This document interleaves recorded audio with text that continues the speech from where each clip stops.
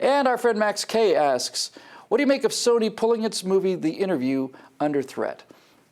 I think it's about the worst decision I've seen in my adult life. I've always been ashamed of the entertainment industry, but never more than this. Obama, I just saw before we taped this, is saying it was a mistake for them to pull it, but Obama was basically, he was kind of giving them this whole sort of, well, there's national security implications. And look, the president basically said, we're looking into this.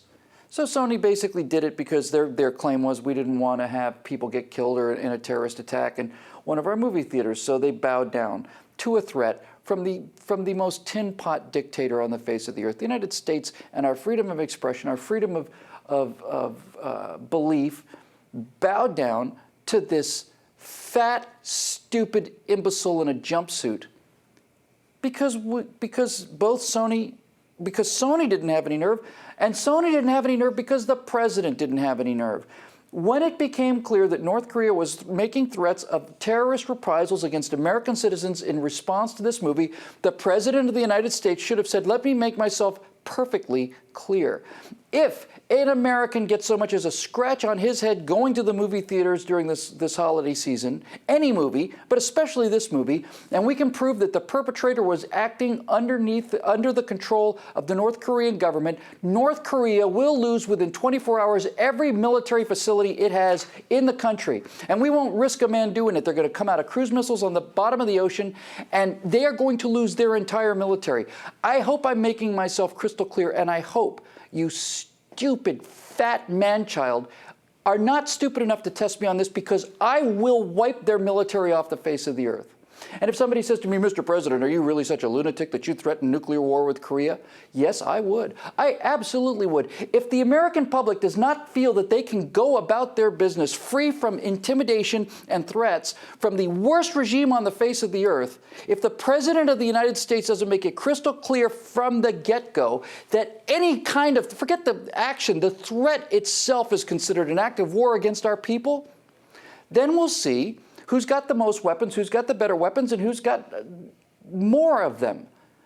This is what happens when you have a weak president.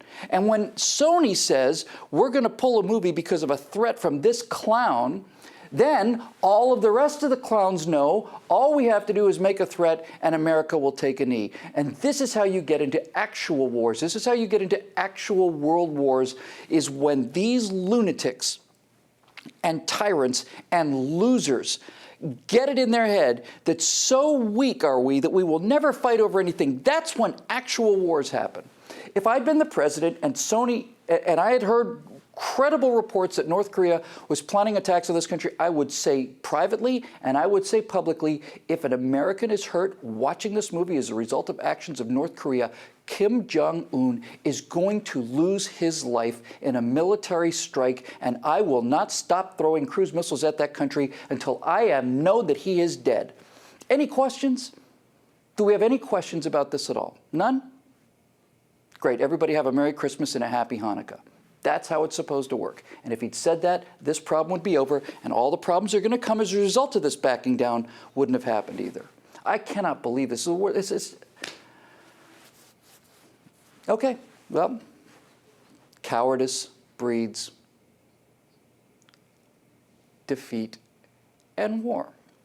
And we're demonstrating about as much cowardice as we've ever demonstrated in our country's history, and we are going to pay the price. We are going to pay the price for it.